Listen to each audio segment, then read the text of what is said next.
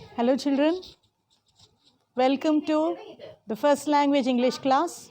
In today's class, we will be learning the fifth poem, A Poison Tree, which has been written by William Blake. The power of a sun can kill, and the power of foe can burn. The power of wind can chill, and the power of mind can learn. Now children, I want you to add more lines to this beautiful poem. Now maybe you can add words which will show a lot of other expressions like happiness, then glee, then fear. You can add your own lines to these lines. This has been beautifully written by an American musician. Now I am not going to give you the full poem now. At the end of the class, you can see what is the rest of the poem. So it will be continued at the end. Now let's quickly learn a few things about our author of today's poem. Who is he? It is William Blake. Now William Blake lived between 1757 and 1827. He was a pre-Romantic period English writer. Now during those times, there was a lot of unrest in the society. That was the time when there was a lot of revolutions going on. You would have heard of the French Revolution. So that was the time when he lived. So there was a lot of unrest in the society when he lived. That was before the Romantic period. And basically, he did not have any formal schooling. He had an ability to see the world of God behind the physical world, which made him a mystic poet. So most people called him a mystic poet. Now, children, please remember that William Blake's works did not become popular when he was alive. It was only after his life that his work became very, very popular and people started recognizing him as a good poet. Now this is one of the originals which is available in the world today. It is in London's museum, one of the museums of London. It is the original of the poem with which William Blake's illustration is found, which means the drawing that you see on this poem here has been done by William Blake himself, who was also a painter. He was also an artist. Now, let's learn new words that come up in this poem today. Now, as you see, I have already put up so many words, but let us look at them one by one. The first word is wrath. Some people also pronounce it as wrath. So, I would like to pronounce it as wrath. They saw the floods as a divine wrath. It means they saw the floods as a divine anger. It means God was angry. So what is the meaning of the word wrath? It means anger. As you can see, this picture here is telling us that it is very, very angry. Let's look at the next word, foe. It means enemy. It takes courage to treat a friend and a foe alike.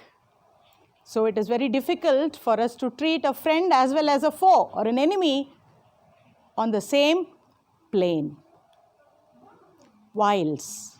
It means tricks. She had to use all her wiles to convince her sister to do the work. The next word is behold. Her face was a joy to behold. Now here behold means see. Now this is an archaic way of using the word see, which means today it is not used other than in literature or in poetry. We don't use this word behold. It is an archaic word. Outstretched. It means extended or stretched out. But in this poem, it means lying dead. Now let's look at the usage here. She had an envelope in her outstretched hand. The next word is pole. It refers to the pole star or the northern pole star. It can be used in a sentence like this. Navigators used the pole star to be guided on the sea. Now you can see the picture, the pole star never changes its position. That's the reason why navigators used it for guiding them on the sea. Now there is a reference to an apple in the poem. Here it is a possible allusion to the forbidden fruit which comes in the Bible. Now let's listen to the poem, children. A Poison Tree, written by William Blake. I was angry with my friend. I told my wrath did end. I was angry with my foe. I told it not. My wrath did grow, and I watered it in fears, night and morning with my tears. And I sunned it with smiles, and with soft, deceitful wiles. And it grew both day and night, till it bore an apple bright. And my foe beheld it shine, and he knew that it was mine. And into my garden stole, when the night had veiled the pole. In the morning glad I see my foe outstretched beneath the tree. Now let's enjoy the beauty of this poem, children. I hope you heard this. Now it is time for us to enjoy the poem and also understand it. Now let's see the rhyming words, which are the easiest because you have been doing them all through. So what are the various rhyming words that you see here? Now let's see them one by one. Now there are couplets. As you see, there are couplets in the poem. The first couplet has the lines, I was angry with my friend, I told my wrath did end. So the rhyming words here are friend and end. Similarly, in the second couplet, you have the words foe and grow. Let's see what are the next set of rhyming words. In the third couplet, we have fears, tears. The fourth one, can you tell me? Yes, it is smiles, whiles.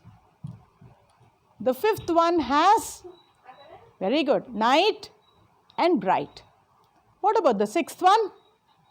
Yes, very good, shine, mine. Yes, two more are left. Help me with it, children. Seventh couplet has stole, pole, good. And the eighth one has sea and tree. When we see that there are rhyming words, obviously the next thing that comes to our mind is the rhyme scheme. So the rhyme scheme here is generally, we say it is AABB.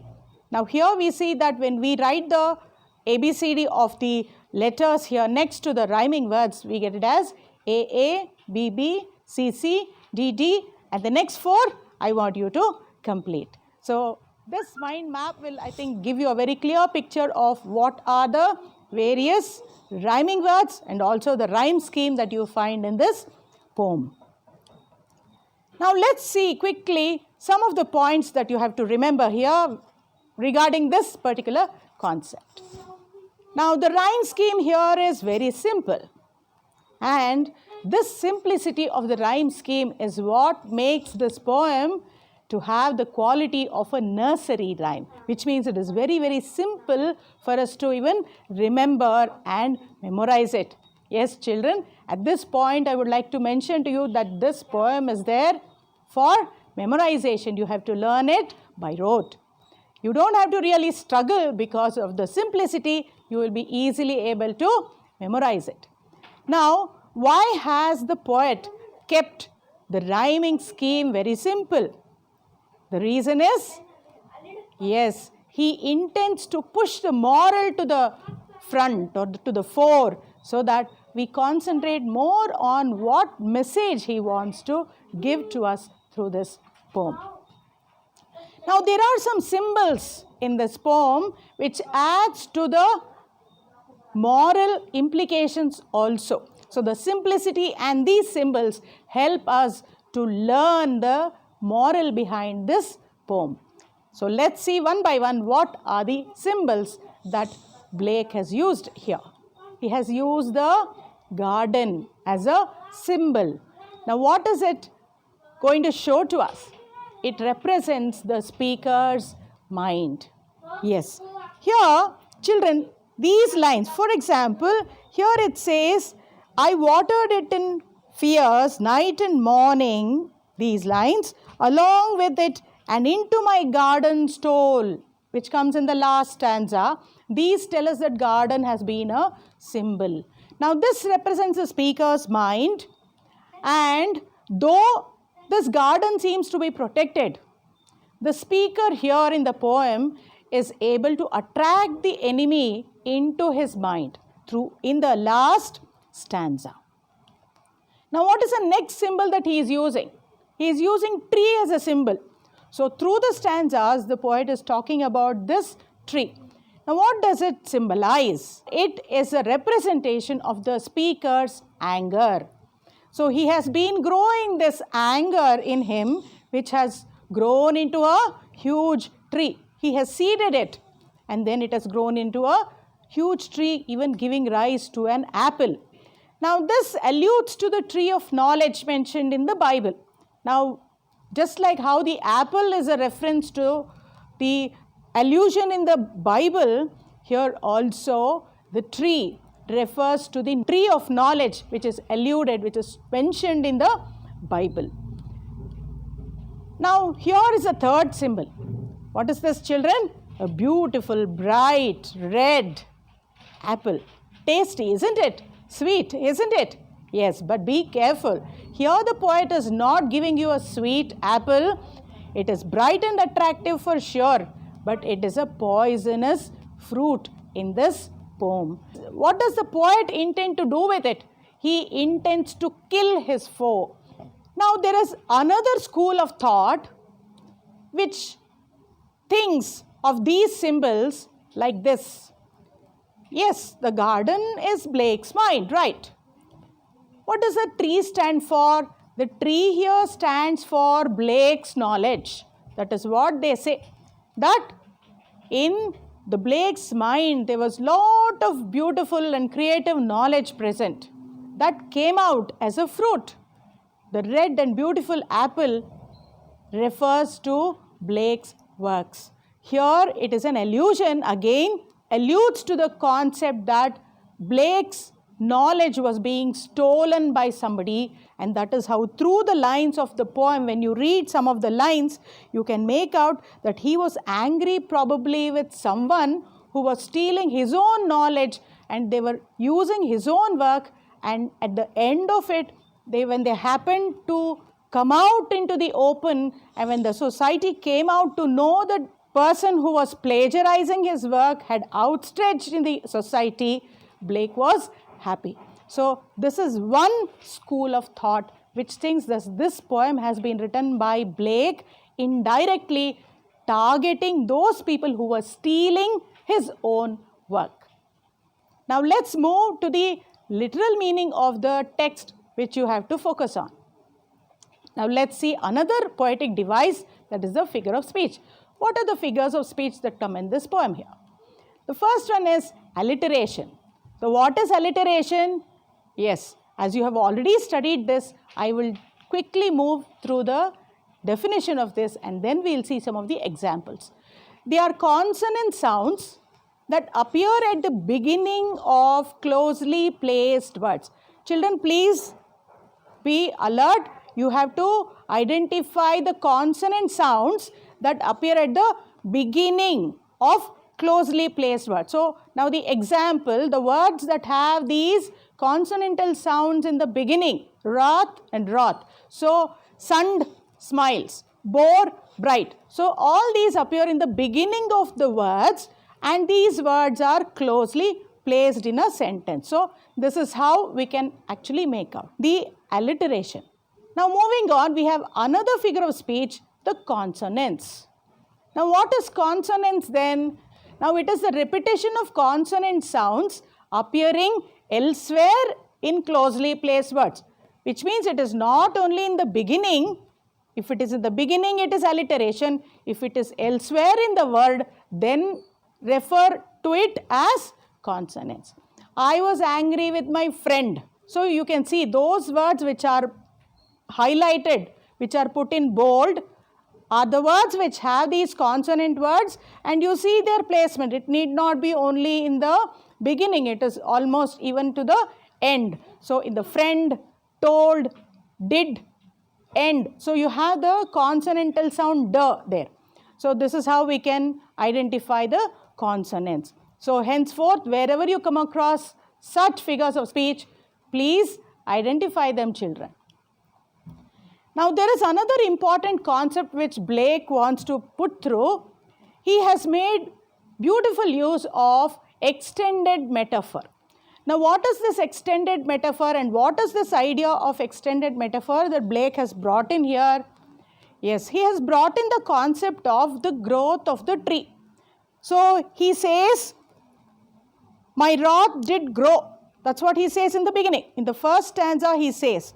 In the second stanza he says, I watered it, I sunned it, and then it grew. So he is bringing in the concept of the growth of a tree. Now what does he want to tell us through this? What is he equating this with? He is trying to equate this with the growth of the anger that he has suppressed in his heart. Anger is growing like what? Like a tree. So here he is trying to bring in an extended metaphor. So through the poem he is going on bringing the concept of a metaphor, but then he is extending it through the poem here. Now let's see. In the poem what happens? He does not stop at simply extending the metaphor, but this extended metaphor even shows us that he is trying to use an allegory here. Now what does he want to tell us here? Now this concept, it moves from something personal, that is he or the speaker in the poem being angry with his enemy doesn't just stop there. Now look at this picture here, children. What has happened? The anger that he has harbored in his heart against an enemy, what has it turned out into? It has turned out into a huge tree. Likewise, what can happen in the world? Anger can develop into war. Don't you think so? Yes, he is also suggesting that something very personal can also be taken to the societal level, or it can even be made a universal concept, wherein when you harbor anger and you feed it continuously, it can develop into war. It will lead to war. So most of the countries, this is how things will brew. Now remember, it was those times when there was a lot of revolution going on, the society was in chaos, there was a lot of problems, and Blake could not tell all this outrightly, or he could not be open with his thoughts. So he tried to put his political ideas also through this extended metaphor, which can be made universal. Now it is not only during his times, this is applicable even to this day. So it is a universal concept which he has brought in his poem. Now let's quickly check our comprehension, children. Look at this question. What happened when the speaker expressed his anger? What happened? The first two lines of the poem tell us that the anger ended when the speaker expresses anger. So there was no scope for heartburns. It did not grow into a tree. When he was angry with his friend, he openly told his friend that I am angry with you for such and such a reason, and the matter was closed. What happened next was, let's see, what happened when the speaker suppressed his anger. Remember, he expressed in the first instance, here he is suppressing it. He is not telling it out. So what happened then? Yes, when the speaker suppressed his anger, it only grew. It grew into what? A tree, as you see in the poem. Who is the speaker in the poem? A man, a woman, a child. Yes, children, see, till now we have told that William Blake has written this poem, and probably it is his own idea we have been saying. So in that instance, you will say it is a man. But is it only a man? No, it can be anyone. Just now I told you that it can be universalized, which means anybody can put themselves in the shoes of the speaker in the poem. Though the poem has been written by Blake, anybody can be in that place. It can be you, it can be me, or it can be anybody else.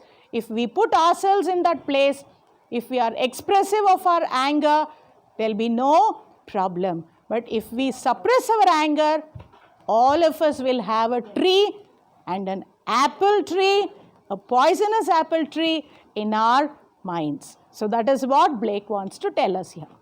Now let's see what is the setting of the poem. Now what do you mean by the setting? Where is it actually happening? Now I have spoken of the symbol, so if you have been observant of what I have told you, it will be easy for you to answer this question. Now where is the action taking place in the poem? Yes, the action is taking place in a garden. And where is the garden, children? And that garden is in the mind of the speaker. So I am not using the word poet because here we will take it as a universal concept, and I am using the word speaker.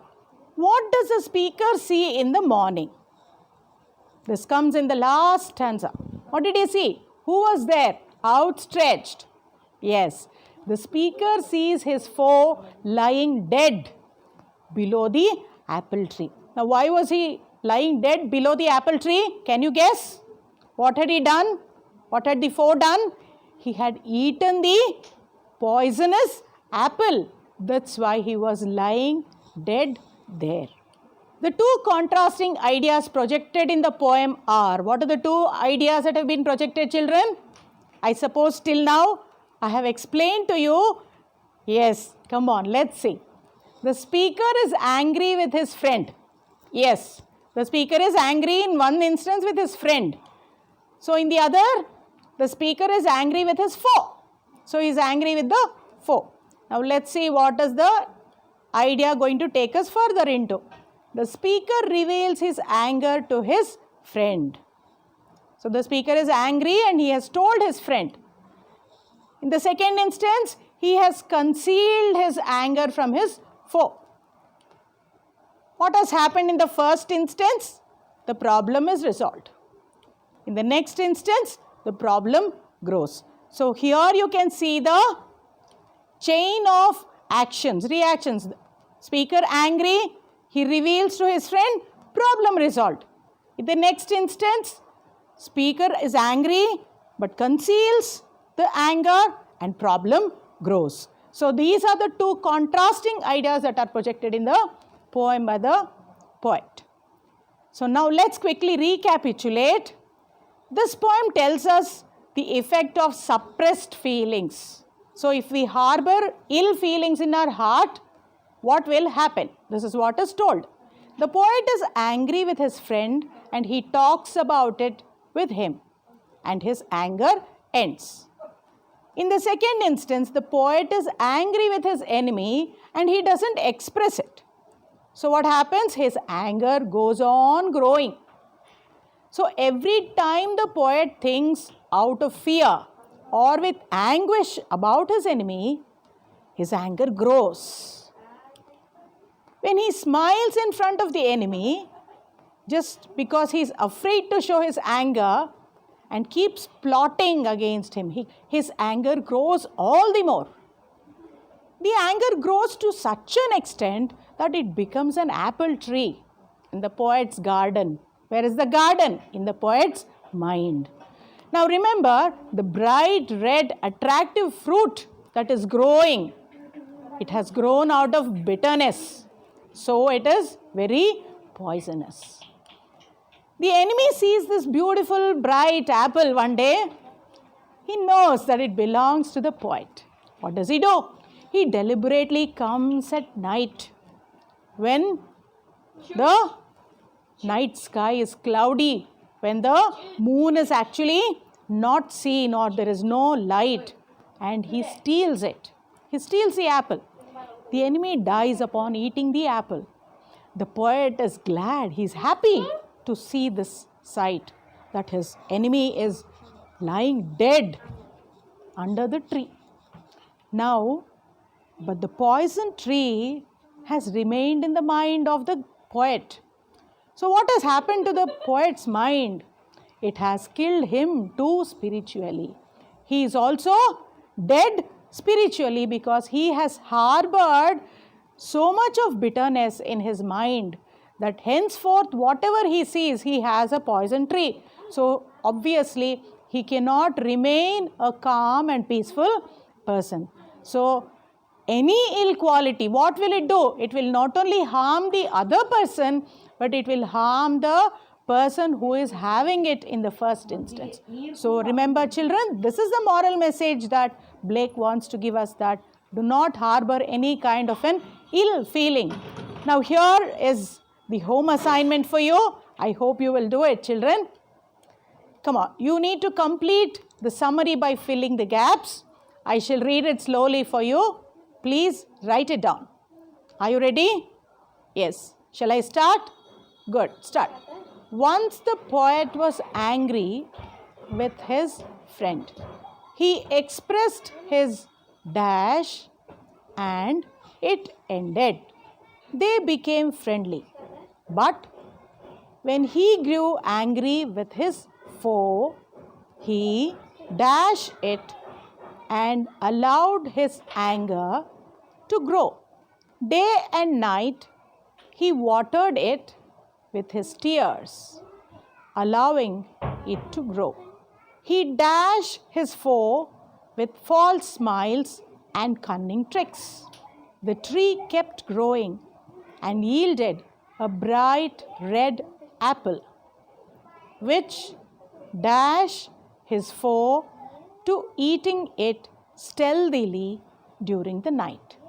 The next morning, the poet was happy to see his foe lying dash under the tree. Now write down the next question, children.